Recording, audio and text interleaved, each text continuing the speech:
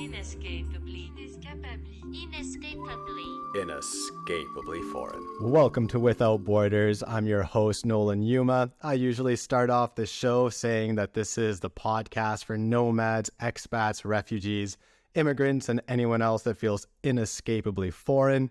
Of course, that usually involves people that have traveled or lived in different countries, but sometimes you can feel inescapably foreign without having lived in different countries. And that's the case with one of my best friends in the world, Usman Raza, who is here on the show today. And, Usman, you've been one of my best friends for almost 15 years now, and I still don't know if I'm pronouncing your last name, your first name correctly, because your white friends and your brown friends all just mix it up. And at this point, you just don't seem to care anymore. But the last name's good. It's Raza. Raza. It's the first Raza. thing you guys all get wrong. It's not Usman. It's Usman. Usman. There you go. I think at this point you just kind of gave up correcting It's people. not worth the trouble. On the phone at work, it's not worth going, no, it's Usman. Usman is fine. Yeah. Well, what about people at work? What do they say? Usman, Asman. I get people use my last name as a first name all the time, like on emails. I don't even bother to fight anymore. I just sign my email off the right way. It's the worst. And just so the listeners know, what are you doing for work right now? I just started work as a product manager for a healthcare company. So that's 3 weeks, man. It's brand new, still learning the role. Nice. And how does your family feel about it? Are they supportive of the work, or does your dad proud, man? Yeah, they're proud. I guess the whole aim was to work in healthcare as a doctor. That was the A plan. And I fell short of that, but I don't think I've ever heard them say they're proud. But I hear them talk about me in the back, if they're talking about what I do for work to other people.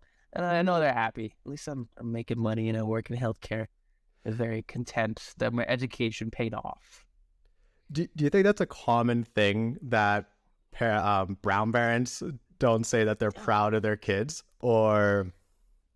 I can't think of a single brown parent that says that they're proud of their kids and that they love their kids.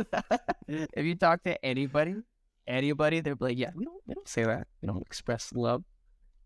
It's always in the backhanded ways that you'll feel it and know it. What are some of those ways?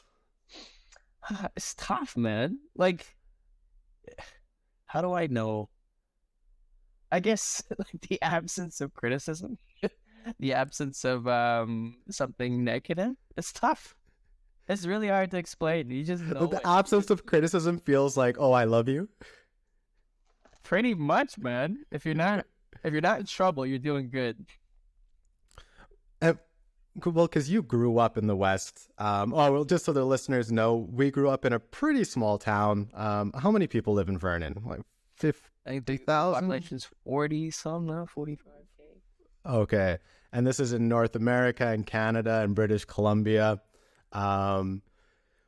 We were pretty lucky that we went to a pretty diverse high school, considering the town that we lived in. I remember when we first went to Fulton, that was the school, just so people know, it was 60 different nationalities that went there.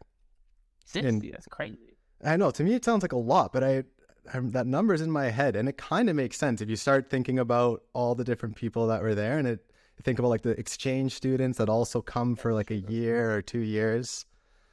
But since you grew up in the West, did you feel like your parents loved you less because they just didn't express it as much as the white parents would do around the kids? Or I wouldn't say so. I feel like growing up, you don't know any different. When you grow up or when you're from a different culture and you grow up in the West, the culture you grow up in is kind of everything. I remember I had my own life at home, especially when you're first growing up and you don't have many outside friends. You just have your family, and that's what it is.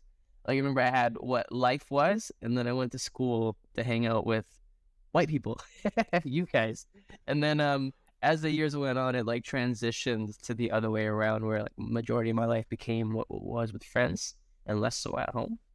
But in the beginning, it's like your family, it's the only kind of love you know. Like, you know that your dad loves you, you know that your mom loves you, but they show it in a different way that you see on TV and what Western culture is. You just know things and feel things. It does feel unconditional in a way, but it's just not like, oh, I love you, son. Like, oh, great job. Like, it's not that. It's hard to put your finger on. You just know these things. Yeah. Does it even seem fake to you sometimes when people say like I love you all the time, because it's thrown around quite easily? Because even me from like Belgium, we don't say I love you to each other. Like, usually when you talk to someone in Canada and your family, you always end the conversation saying I love you, and I do that with my parents too now, just because I grew up with it. But I would never say I love you to my grandma or to my cousins, because that would just be so weird to say at the end of the conversation. And I think I did it once by accident. And like my uncle was just like, bye. Thanks. Of course I love you. You don't need to say it. I could see it being a little bit exhausting. Like, I mean, reserved for special people only in your life. Like, I have a daughter, she's 2. I tell her I love her all the time. But like, to my parents, I can't remember if I've ever saying that to my parents. It's just... What about your brother or cousins? Oh, in special moments, my brothers and cousins, I'll say them too. But special moments, like heartfelt moments, but like not like all the time on the phone. Yeah, it's a culture. We don't say that. We just don't say it. It would be awkward for me to start saying it now on like on the end of like phone sign-offs. But like, I've been in like a long relationship, right, where I was married, and then there I said it like all the time, and it didn't really lose value or faith. But yeah, just with the parents we never did, so it'd be weird to start. Yeah. And also with your cousins and brother, do you really differentiate between your brother and your cousin when you were in the household, or because of the words that you use, isn't it the same word you use for brother and for cousin? We don't well, like, for our situations, like, I grew up in like a traditional South Asian household. Like, at one point we had 3 families living in one house in a duplex in Mission Hill. And so at one point we had 2 extra families, and they each had 3 kids. So 3 plus 3 plus my brother and I, so 6, 7, 8 kids all in one house. Duplex. In a duplex at one point. Yeah, all the kids were born into that house. So those ones that I grew up with, I call them cousins, but really, like, they're siblings. They all call me like Bhai, Usman Bhai, which is like brother Usman. That's what I was getting at. Yeah, so like, for me, they're all like sisters and brothers to me. When I'm calling them, it doesn't really feel like any different. And still, like, one family lives with us still, and they're all sisters to me. Yeah. And you were the oldest, right? By a long shot, man. Like, my brother, who's closest to me in age, is 9 years younger than me. And then I think the youngest now in the family is, what is she in, like, grade 4? Grade 4 she's probably in. So I don't know what that makes her, like 10. So they range from like 10 to 21 right now, and I'm 30. That's a big spread. And that also put you higher up on the family hierarchy, of course, right? Absolutely, man. I'm like a liaison uncle. Like, I'm like halfway between adults and like halfway between the kids. It's great. What were some of the pros and cons, or in other words, like the responsibilities, but then also the responsibilities, and then also maybe a little bit more of the freedom you had as being the oldest, or did you have less freedom being the oldest? I feel like the con would have been like having the first 9 years of my life be an only child. Like, I didn't get that sibling rivalry or like that experience where like you have someone to play with as a kid. And so I got to like go through that whole period being an only child. And then come 9 years old, I have a brother.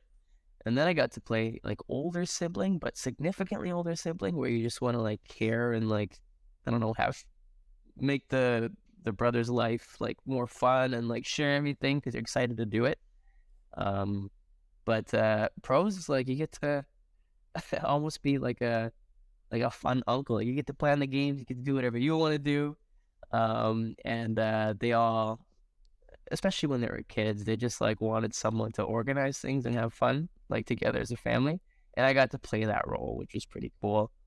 Yeah, I mean, those are kind of it. Like now that they're older, like they have their own stuff going on, and I'm like this in between, like adults and like above.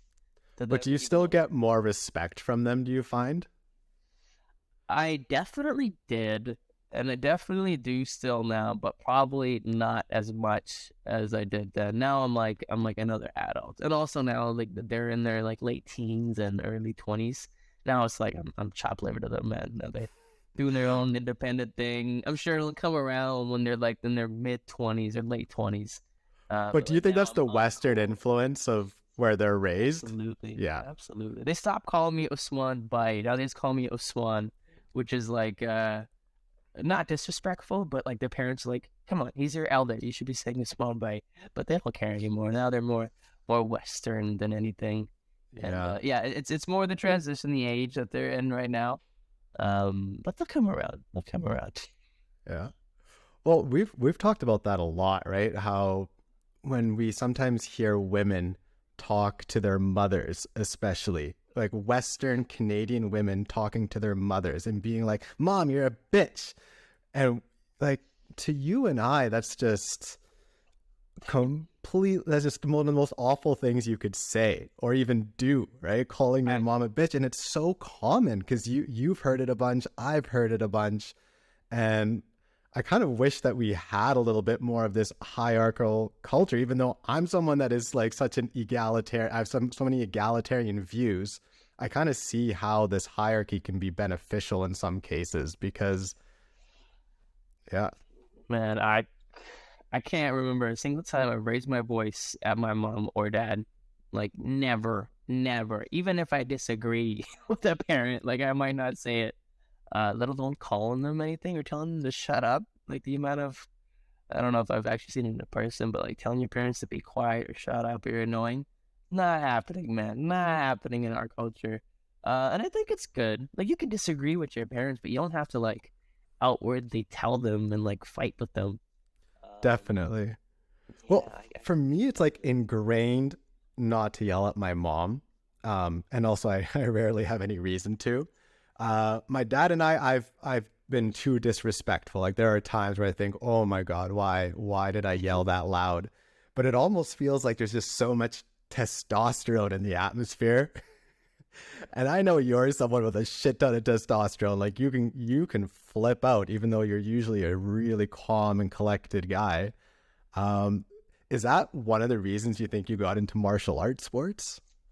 I don't know why I got into martial arts. I feel like you know the journey better than most people, man. Like what was it, grade 11? Where it's just like, oh, this is a cool little place to work out. Look at Nolan, he's building some muscle. And then I just got into like weightlifting to avoid being super scrawny. And then I just saw like a boxing class getting run at my weightlifting gym. And I was like, I'm big, but I don't know how to fight at all. And I always liked like boxing and like MMA and watching the UFC. So I just kind of like took a little baby step towards it and did a little bit of boxing and jiu-jitsu. And now I do it more than anything just because it's the best workout. Like when it comes to like flexibility, strength, and cardio, it's a perfect balance. And I don't know, I like fighting. I like having like a little bit of like an aggression outlet that you can't really get in other sports. Yeah. Yeah, I don't know about the high testosterone drive to do it. Like there is something like competitive and like fun and about it. Yeah, I don't know, man. I can't replace it. Would you consider yourself violent? Because I like in Shantaram, I know it's one of the books you like as well, and I used to like it quite a bit. What's one of the quotes? He says, "Working out or going to the gym is a violent man's meditation." And I've never really considered myself violent, but I can be hot-tempered. And sometimes the gym does feel like meditation. And I mean, you and I were like the two most muscular guys in at the end of school, because Highlights, bro. we were always at the gym at the end of school, right? But I don't know if I agree with that. I don't know if I was a violent person, because I've rarely gotten fights. I don't think you have gotten in many fights other than when they're organized or with a very close friend. Yeah. I don't know if I consider myself a violent person. I feel like everyone has it in them to like flip out and get angry. And then like in boxing or like jiu-jitsu, you can like kind of act out on that, and it feels like you're actually a little more violent and aggressive. And even in the gym, like, you know, right before bench press, like you get all hyped up and you're ready to really push out that weight. Yeah. I wouldn't call it violent. It's more like an aggression you're letting out, like a burning off of steam. But as for violent, like I don't think I'm ever uncontrolled, where I'm unhinged and I'm ready to. On rare occasions, I might be, but like where I'm unhinged and like ready to like rip and be violent. I wouldn't consider myself that kind of a person. I'm usually quite calm, like as you are too, right? I think it's lucky because we're both incredibly disciplined, right? Like we were those people, even when we were just super tired or had a bunch of work to do, we would always just still, okay, no, I have to go to the gym today. No, I have to study for this many hours because I have to be at the top 10% of my class or something, right? We were kind of those guys. And the gym, like you and I, like we feel better after it more than anything. It's like, oh, like I don't want to go, but like I know I'm gonna feel better. I know this is what I want to do. And so it's a bit of a mix. It's like fighting through the grogginess to get there. It always ends up paying off, and you feel better afterwards. And the alternative, like to not go for a week, you feel awful, right? So it's one of those things that just like you gotta go. Yeah. This is bringing it into a different direction. I'm feeling like Joe Rogan right now. We're talking about the gym, and now I'm about to ask a question about political correctness. TRT.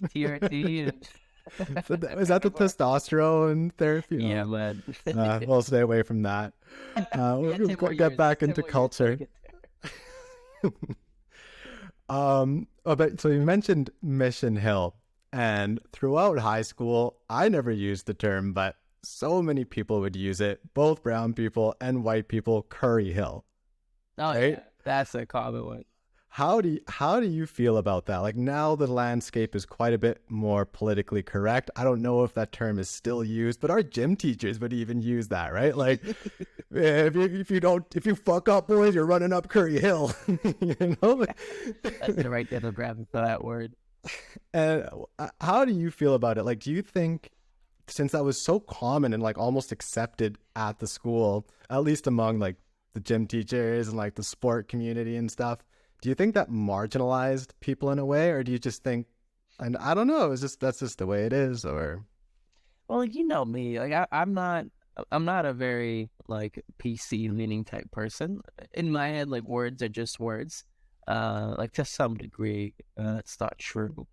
But like as for Curry Hill and like Mission Hill itself, I never felt like anything was like a worthwhile jab at us, at the people that live there, to get upset about.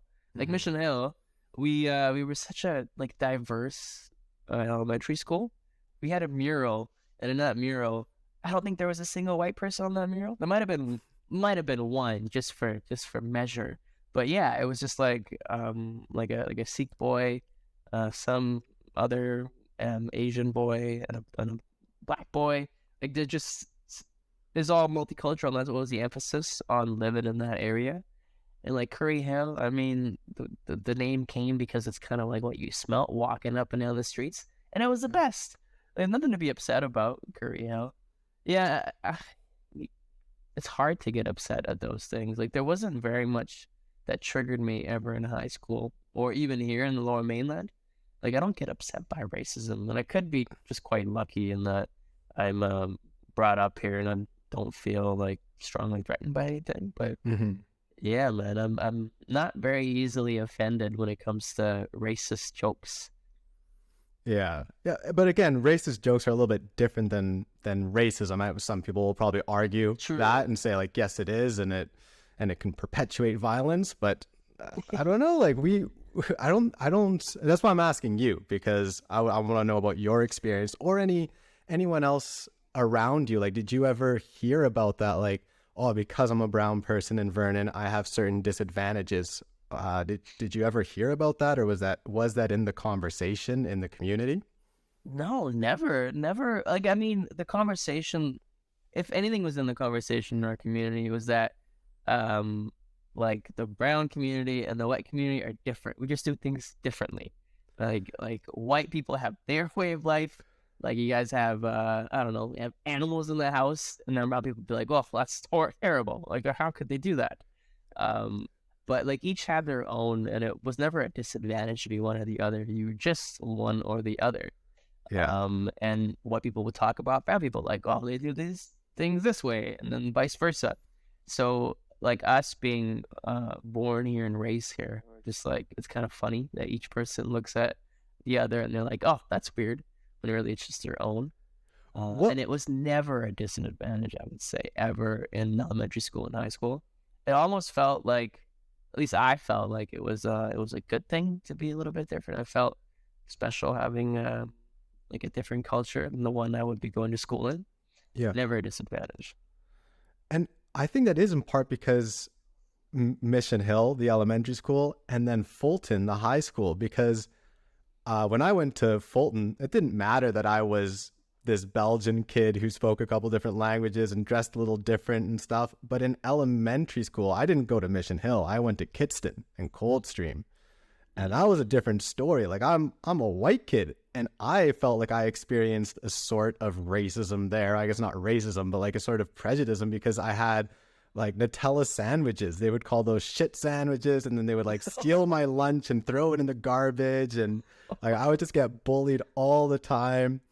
And like I remember, things would happen like where the teachers, it didn't even click how bullied I was. Like I remember once, every name of the student in the class was written on the board, and then there was like an anonymous vote, right, to see like who could be I don't know what it was, like class president or something. It was for a small activity, and I was the only person that didn't get a vote. And when I like I asked the teacher, I was like, "Can you not do this?" And she was like, "No, this is fair." And I was like, "Okay."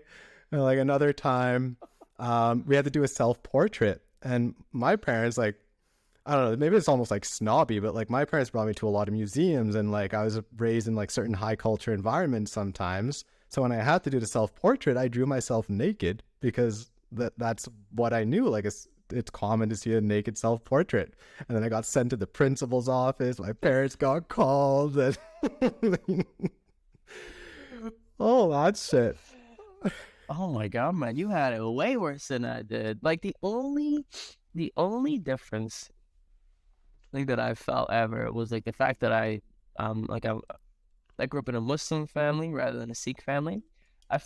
It did feel a few degrees different than everybody else, but it never like manifested itself at school or in school. Like the only thing that might have been different was that I was eating halal, right? And so the fact that I couldn't partake in certain lunches,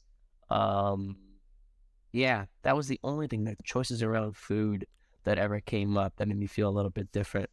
But yeah, nothing like you experienced. And it could have just been because we had so many different cultures in Mission Hill, like a lot. And it felt like we had like almost like a bigger community than say white people at our school. It was a half and a half. So you never felt like you were marginalized or different. Interesting, man. I feel so bad for you. No, that's definitely not the point of this story. I don't feel bad for me. It's just off the air. But that was something else I was going to ask you about, is because I know that you were raised Muslim, and the majority of brown people in our school were Sikh, and then were quite a few Hindu as well. None. Okay. No. It was mostly Sikh. In high school, I can't remember. There might have been one person in our grade that was Hindu, but the majority of people were Sikh. And Okay. then myself and one other guy that you and I know are Muslim, but the majority in Vernon were Sikh. Okay. And so aside from the food, there was no tension there. Like you still felt like one community in a way. Well, like we all grew up in the same street, and we were all just like almost the same age and a few years apart here and there. And the only difference was that they went to the Sikh temple, the Gurdwara, and we went to what was a mosque. It was like a makeshift mosque at the time growing up. And the religions are different, but we spoke the same language. I'm from an area in Pakistan where we speak Punjabi, where the majority of Pakistan speaks Urdu, so that helped. But we spoke the same language, so I could talk to their parents. Um, yeah, it felt like the same community, and the culture is really similar to the way we eat, what we eat, how we speak, the traditions. So they play off each other, so you don't really notice much. And what about Ramadan? Since most people, I guess you were one of the few people practicing it at the school. How did that feel at the beginning? Well, I know your story, of course, but just for the listeners. Yeah, like Ramadan, it was not difficult for me as a kid. Like when I was younger, I used to keep all the fasts up until like high school. High school is where I got a little bit lazier. But in elementary school, it wasn't hard for me, man. Like I used to be really keen on keeping all the fasts, and I wouldn't have a hard time. I'd actually be quite excited keeping fast in Ramadan, and it wasn't hard for me. I don't even know if everybody noticed. I can't remember what that felt like growing up because I did it all through elementary school without issue. But then in high school, I just got lazy. You started working out with me. You needed food all the time. Dude, I think that was the year. I was like, you know what? I got to put on some muscle. So I can't get all my grams of protein within the hours of sunlight. Sorry, Mom. I got a busy day at school today. What was your favorite part of Ramadan? Because you've described it to me once. And Oh, dude. Ramadan it's hard now that I live away from home. But if I lived at home, I would partake because it is a pretty great experience that it brings the family closer, it feels, because like you fast from sunrise to sunset. And so you wake up in the middle of the night and like everyone's making food and preparing and drinking as much water as they can. And then they wake up for prayer, right? So like you wake up, the house is bustling and it smells like cooking and everyone's groggy and tired and you eat and then you go to bed, you wake up and you carry on throughout your day. And it's usually easier in the morning. And then as the day progresses, it gets a little bit harder. And the first few days are always the roughest. And then in the evening, you're all like waiting. You look, what time is sunset? You're able to look on the computer or whatever. And then everyone's waiting on the table and you break the fast with a date. And then you eat your dinner. And my favorite experience is probably the waking up to keep the fast, and then eat at the very end. Like it's basically like Christmas at the end of 30 days of fasting, so it feels that much better. You did a whole month of fasting, and the day of celebration where you take a day off, and the food that's made at Eid, and all the family gets together, and you go to the mosque for prayer, and you see family. And usually at the end of the Eid prayer, like everyone together is like shaking hands and hugging and saying Eid Mubarak. It's a great day. Like it's like Christmas, but then not only is it with your family, it's with the whole community.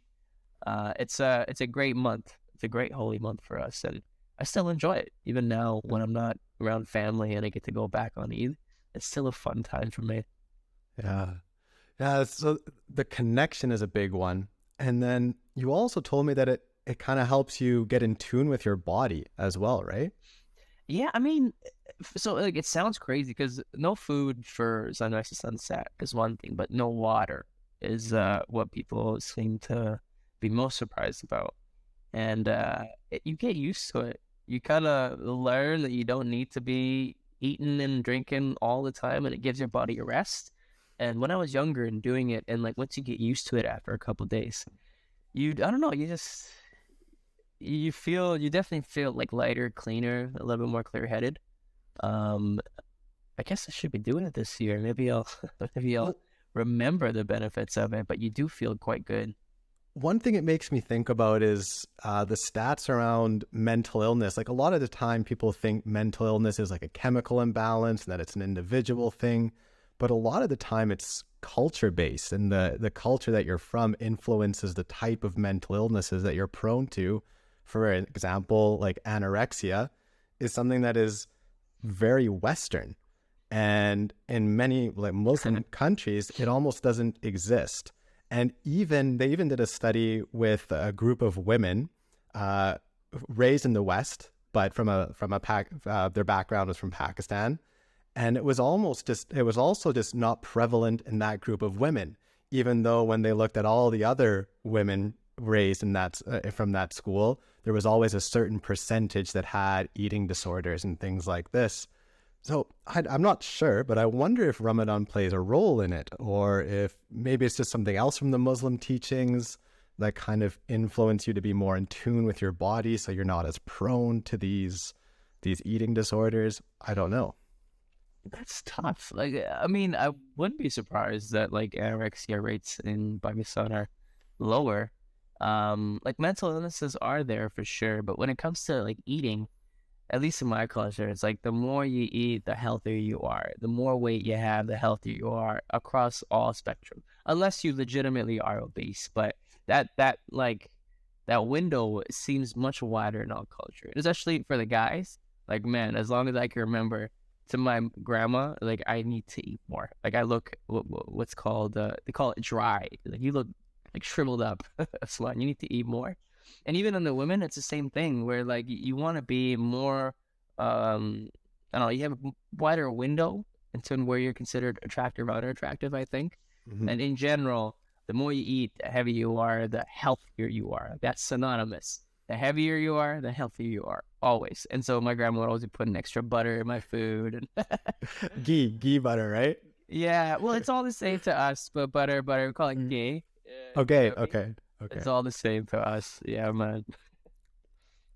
But mental illnesses are still, like depression is still there, like anxiety and all that stuff is still there, but I would assume at slightly lower rates and the triggers are a little bit different.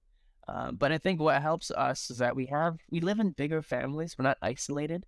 And so being in communities and together with your family probably helps a lot rather than being isolated on your own and feeling alone in that certain way.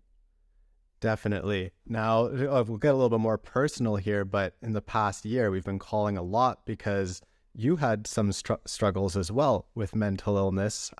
You're doing great right now, I think. Do you think maybe that was what triggered it, is this isolation from your family? Because you were disowned from your family, right? At some point, your mother said, "You're not my son anymore," because you married a white atheist. And you sacrificed your family for a woman, and you were disowned from that. Do you think that could have played a big role because you didn't have that family unit at that point?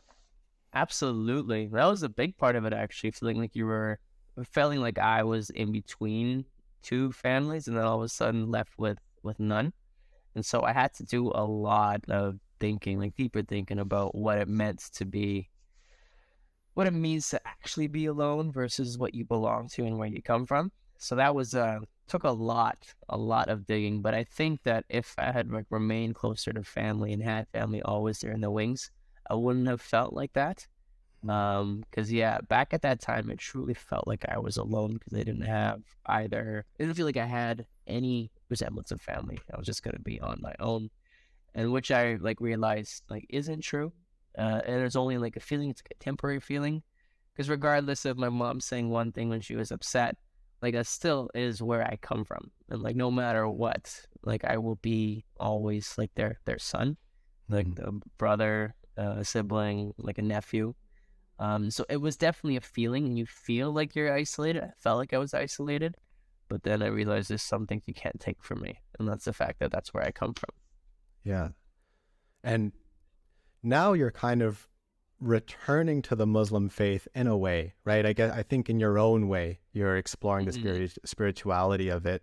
But before we get into the reasons that you're kind of returning into it, why were the reasons that you kind of left the Muslim faith for a while? I think it's tough to say like leaving it. It's like when you're growing up in a Western culture, it's a lot trickier to feel like you're part of the faith because it's kind of like your at home life. And when you're growing up, when you come to school, you kind of want to be like everybody else. It seems much more easier, much more enjoyable and fun, and you want to be like everyone else. And so growing up, it just felt like a burden to carry around like the responsibilities of a religion. So you start to like hang out with your friends and want to be like them. And then the older you get, at least for me, like I started to realize the benefits that would have came if I would have stuck to being a little bit more practicing and doing the things properly. And now like a little bit older than like a little bit older, we're in our 30s now. Now it's tough. I still don't really know like where I sit with it all, but I kind of have more of an appreciation for like what the religion teaches and what the principles are. Mm-hmm. Maybe I don't like partake in all the actions, but I appreciate it quite a bit more. And I think all religions I appreciate more than I ever used to, no matter where you come from, what your background is. And I'm prouder for coming from mine than I used to be, say, in my late teens, early 20s. And what's it like for you as a science-based guy? I mean, you studied biology. You're like me, right? You hate when people have an opinion without backing it with facts, right? You're a very factual guy, science-based guy. How do you kind of mix believing in Allah, right, with kind of like all your science-based backgrounds? How are you mixing the two? It's tough. It's like when you hear things from other people that are like religious and you hear them say certain things and you're like, oh, that's not true. It's hard to be around it. It's hard to hear it. And you just like let it go because that's what they believe and that's what they think. So like what I probably do in my head is like wherever science like leaves off, wherever there's a spot where it's a gray area, it's not sure, like whatever, it's the Big Bang or the origin of planets and space and time, you just kind of like insert religion there. Like, hey, maybe like what if this is true? What if that's true? And like the experiences in my life, like certain times, it's like you can kind of feel things might go either way. I just kind of keep it to myself, and I like to believe there's something more than us. But yeah, I just don't explore that because I know it's a dead end. Like no matter how much you think about it, it's a dead end to a certain point. Yeah. And you just kind of like act like, okay, like what if that is true? What if that's the case? And I think more than anything, what I appreciate from religion is like the teachings and the principles and the stories. That's what I place the value on rather than what is actually true. Because if you get down that, it's hard to leave behind what I've learned through education and all that stuff. So it's hard to mix like pragmatism with what I came from, what the religion is. Yeah. Well, it's true, but of course, like you can do that personally, but if you want to really be a Muslim, you have to believe in Allah. Otherwise, it just can't, right? Because I mean, in the Quran, it does say, "My mercy embraces all things." Unless you don't believe me, then you're fucked, right? It's true. That's one of the main principles. Like you have to believe. There's three principles of like being a Muslim, and one is like you have to believe in God, and you have to believe that the Prophet was the last messenger. And there's a third belief, and it's just like if you have those three, maybe there's 5 pillars in total, you're good. And if any one of those are untrue, on the day of judgment, they will know, and you ain't getting into heaven. So you have to believe those. And so, I think I got my bases covered.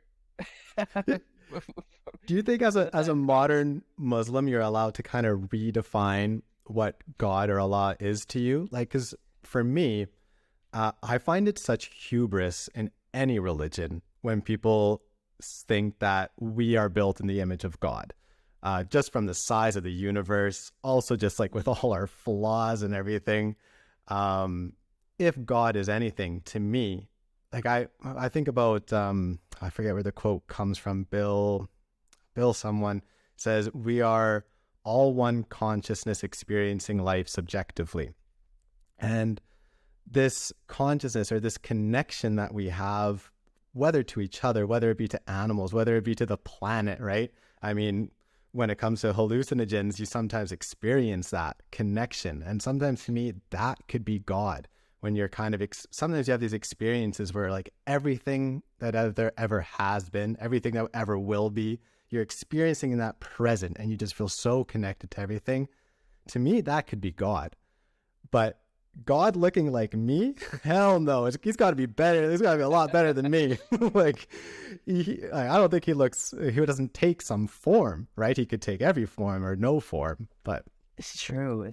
And it's all in the stories. Like, it's hard to, from like a modern day perspective, to like even like fathom what God could be to anybody. I guess I don't really devote much of my time to exploring that, like what that means to me these days. But that's the issue that I think I have with religion, when things are so strict, and it's more about what it means, like what the book says, rather than what it means to you. And there's so many ways of like interpretation, and in Islamic culture, we put a lot of faith in what the scholars and the imams and people that like dissect the book say, and like whatever they say, that's what we go off of. And that's what your grandfather was, correct? Yeah, my grandfather is what they call a peer, and so he's kind of like in between. So he's quite high up in the religious hierarchy, and he knows quite a bit. He's heard a lot of stories from other elders in the community in Pakistan. So, yeah, people place a lot of faith in the people that are quite high in the church, similar to a priest. And it's less about what it means to you and more about what they say. And I think there's less room for that in Islam, of like what it means to you rather than what they're telling you. And so I kind of do wish there was a little more flexibility in the culture, but I think the reason why it appeals to a lot of people is because it is so rigid. But it seems a lot more rigid in Pakistan than, let's say, where it doesn't in like Morocco. Like when I talk to Muslims from Morocco, it seems a lot more flexible than like Muslims from Pakistan.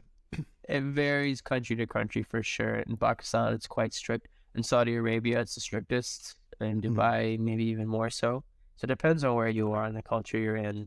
But as for someone who grew up in like a Western culture, like things like in our culture are quite, we appreciate flexibility. We don't do well with rigid. Depends on where you're from and how you were raised. Yeah. Well, we've been talking a lot about the good things from religion and how it played a role in your life. And I've got to say, throughout my whole life, you've been one of my friends I've looked up to in many ways. I think, well, discipline, we're both like that, but you've been a little bit less wild than me. I've done some things. You've always almost every job interview you've went to, you've always been that person who's able to like have 2 drinks and then drive your friends home instead of being like getting drunk all night. You've always been quite a bit in control. Of course, there are moments in life where things change, but one thing that I've noticed from our relationship, and I discovered that recently, was that religion caused you to be a liar at some point, right? And of course, you lied to me, you lied to a lot of people really close to you, and well, I forgive you because you're one of my best friends in the world and I unconditionally love you. But it does seem like religion and being raised in a religious family is what kind of forced you to lie. And now you're kind of having to get that out of your system. Like, how do I not lie to people so I can, like, how can I be honest and not piss people off or not get rejected? And how are you dealing with that? And do you think I'm right in saying that religion kind of forced you to lie in some ways, even though like religious like kind of preaches not to lie, but you kind of had to? It depends on what you're talking about, we were talking about like what happened in my previous like relationship where I lied about certain things. And so that's in that sort of a setting, you kind of lie to preserve certain things. And it's kind of I don't know if I would say it's from the religion perspective, but growing up, I did lie just because it would save face from my parents and make things quite a bit easier growing up.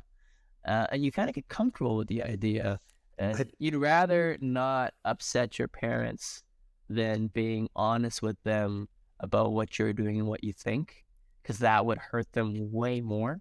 Because there's nothing you can do to change like what you feel or what you think. And yeah, it did stem into my personal life as well. And there's no room for that. Like I would agree with. And it was more of a fear-based thing, like I lied from. But growing up in a culture that's so different from the one that you're raised in, you're going to school with, it does kind of force you to play like two lives, and where you kind of keep things a secret and you kind of lie about certain things to be able to partake in another. Because if you're honest at home, you're not going to be able to have the ability to live your life the way you want to when you're outside of the house. And so, yeah, it's definitely a tricky balance that I know a lot of people from my culture have to do at home. And it gets you comfortable with the idea of lying, which it's not a good thing, I've learned. Yeah. And yeah, well, you mentioned a good term there too, saving face. And it kind of makes me want to take back what I said 2 minutes ago by saying, oh, like you were kind of a liar. But maybe that's me being a Westerner and saying that, because like I know you're an honest person. I've had many experiences with you to know, like I know who you are at your core, and I know that you're an honest man, and I know like you don't lie in most situations, but you do have to save face. And that's a little bit more of like an Eastern principle, right? It's like this saving face. And in the West, we don't have that as much.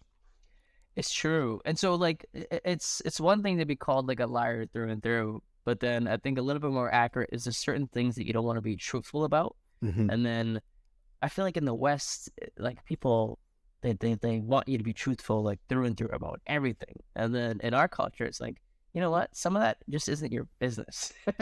And so like one thing I noticed from like some of my friends that are not white, from a different culture, when you explain to like, yeah, you need to tell people certain things. Like if I'm honest with them about certain things, you need to tell me about that. It's none of my business. But my white friends would be like, oh, you need to tell us. Like, how come you weren't truthful with us? They're like, yeah, I wouldn't have told you either. Like, that's not a big deal. And so it's like, it's one thing I think a lot of people in like my culture, our culture, kind of understand when you don't want to tell things and you lie about certain things, because they would do the same thing in our shoes. Whereas I think white folks were a little bit more taken back when I wasn't fully honest, or when I'm not fully truthful about everything.